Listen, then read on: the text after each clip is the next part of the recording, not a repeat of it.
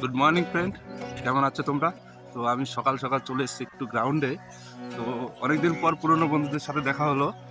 এই যে বন্ধুটা আছে, এটা হচ্ছে আইটিবিপি। তোমাদেরকে বলি যে আইটিবিপি জব প্রোফাইল, এই বন্ধুটা 2013-তে পেয়েছে, আমাদের সাথেই পেয়েছে। তো এর সাথে অনেকদিন পর দেখা হলো, খুব ভালো লাগছে। কেমন লাগছে দেখা হয়ে? খুব ভালো লাগছে পুরোনো বন্ধুদের সঙ্গে মিলে।